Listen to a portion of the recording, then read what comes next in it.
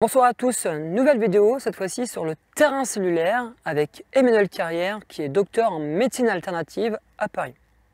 Le terrain cellulaire, c'est ce qui nous compose. Notre corps est composé de cellules.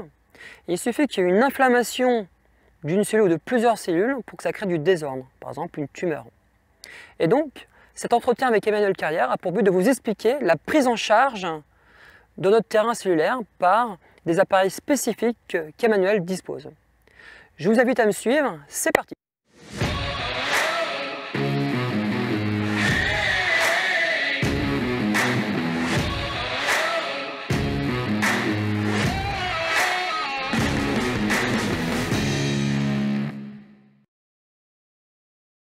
Bonjour Jérôme, je suis le docteur Emmanuel Carrière, je suis médecin alternatif et chercheur en médecine alternative. Je suis spécialiste de la transmission d'informations par les ondes.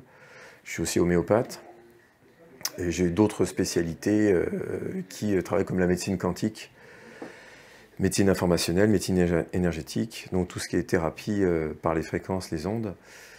Donc j'aime beaucoup aussi l'homéopathie, donc je m'intéresse à un tas de choses. Donc ça va de, j'ai fait de la naturopathie, je suis un pratiqueur, je fais de la posturologie, je fais de la neurologie, du décodage biologique, la médecine aussi à préparation mentale olympique, je fais de l'hypnose, de la psychothérapie, psychanalyse, enfin il y a beaucoup de choses, une trentaine qui m'ont permis d'avoir une vision holistique et globale de la santé. Donc quand quelqu'un vient me rencontrer, je fais en sorte de travailler sur le corps, l'âme et l'esprit, voilà, de prendre en considération, et son environnement, fondamental et incontournable. Donc ça fait depuis 1996 que je pratique, tant en démarrant par la traumatologie, puis ensuite sur le soin, l'enseignement et la recherche, où je travaille, on en parlera peut-être tout à l'heure, sur la biologie numérique, c'est-à-dire la transmission d'informations, donc de remèdes par les ondes. Chaque pays a une réglementation selon son ministère de la Santé. Et donc tout ce qui est hors convention est alternatif. C'est une médecine dite complémentaire, mais en fait il n'y a pas une médecine dans le monde, il y a des médecines. Il n'y en a pas une plus que d'autres, parce que ça dépend, comme tu peux le voir, comme un battement du cœur. Si tu remontes à plus d'un siècle, des années 1800-1900, c'était plutôt ce qu'on parle d'alternatif, qui privilégiait par rapport au reste. Ensuite, la médecine dite allopathique, dite industrielle, entre guillemets, basée sur la chimie, a vraiment eu son essor après la Seconde Guerre mondiale. Alors qu'avant, on avait de l'appareillage électrique, l'alternative c'est l'électricité aussi, c'est l'électromagnétisme, ce sont les ondes, les fréquences, et tout ça, c'est de l'alternatif. Or, on les utilise aussi. On va les utiliser sur les scanners, les radios, les IRM. Voilà. Donc en fait, c'est tout ce qui est hors cadre réglementé. Tu vas l'utiliser, la préparation physique que tu connais, ou le bien-être, ou le conseil en hygiène de vie, le coach, le développement personnel, la PNL, l'analyse transactionnelle, l'hypnose, la sophroanalyse, sophrologie, toutes ces techniques et parfois technologies qui sont pour le bien-être de la personne et de l'individu. Je te dirais qu'elle intervient, elle est très puissante dans tout ce qui est pathologie, symptomatologie chronique ou dégénérative. Mon travail à moi, le mien, c'est que je travaille en médecine intégrative. Donc j'intègre on appelle ça un cercle de personnes où on a un regard allopathe, un regard alternatif et un autre regard peut-être sur les trois corps. Voilà. C'est-à-dire que j'ai peut-être loupé quelque chose que mon collègue va voir et un autre collègue verrait. Donc en fait c'est une synergie de personnes, c'est-à-dire pour intégrer tout un tas de techniques et technologiques au service de l'individu. La chirurgie c'est magnifique. L'allopathie en urgentisme, c'est super. Et l'alternatif en chronique, les causes et l'hygiène de vie, c'est super. Donc il ne faut rien, tout est bon, mais ça dépend comment on l'utilise.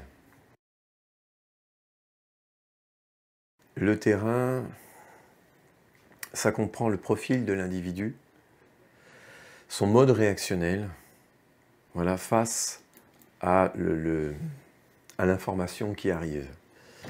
Et d'où il vient aussi, hein, c'est dans le profil. Et de ça, donc, je vais l'expliquer d'une manière simple. Nous sommes faits à majorité d'eau. 75, on va pas jouer sur les chiffres, mais 75% matière et 99,1% moléculaire. À partir de là, donc, il y a des échanges et des communications. Et le terrain, ça va être la qualité de cet échange informationnel qui se trouve dans tout l'organisme, dans les 99,1%. Moi, je le vois comme ça. C'est-à-dire que voilà. Donc, pour qu'il y ait vie, il doit y avoir communication. Il y a plusieurs cellules, il y en a partout. Et si elles ne communiquent pas entre elles, c'est la mort. Donc, il doit y avoir automatiquement communication. Même si je te reconnais ou je ne te reconnais pas. Mais elles doivent éviter de communiquer. Je l'évite ou même je me synchronise. Donc, le terrain, c'est tout. C'est-à-dire, pourquoi des gens, ou par exemple, tu as deux jumeaux, du même œuf, ils se ressemblent comme deux gouttes d'eau, un est allergique, l'autre qui ne l'est pas. Mais c'est en fonction de la transmission qui a été faite lors de l'accouchement et lors de la grossesse. Il y a ce terrain, c'est la constitution qui se fait entre le point zéro, c'est-à-dire là où il y aura l'acte de conception, 9 mois de grossesse, l'accouchement, et enfin les 12 premières années de vie. Voilà. Et là, tu vas constituer ce qu'on appelle le terrain, l'aire primaire. Il y en a plutôt qui parlent de 7 ans. Moi, selon mes recherches et les études, ce sera plutôt 12 ans.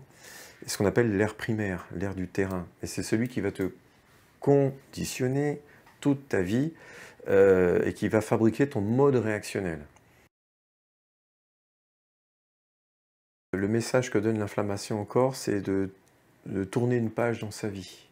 Donc c'est des gens qui ont un problème avec le passé. Des gens qui sont en inflammation, ils ont un problème avec le passé.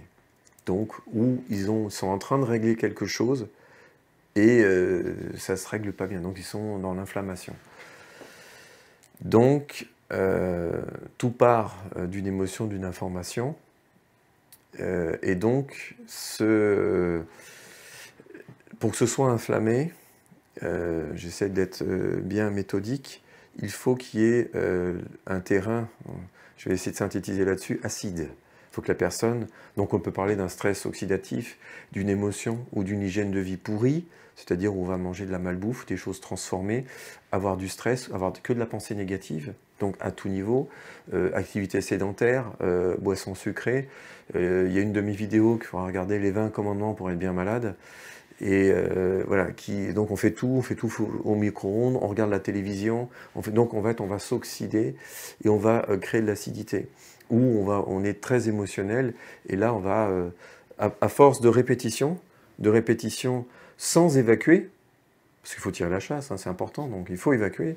Si on n'évacue pas, on conserve, et tout ça, ça va macérer et créer une acidité qui ensuite va avoir une incidence sur, on va dire, par exemple, on prend une émotion et elle est forte, donc on a une décharge hormonale, et ensuite les hormones disent ouais, il nous manque ça, ben, on va aller le chercher dans les os, donc on va fragiliser les os, où on va calcifier des choses, et on va donc polluer le sang, et le sang va véhiculer du déchet, et ensuite bah, on va commencer à faire une inflammation à l'endroit qui est lié à l'émotion.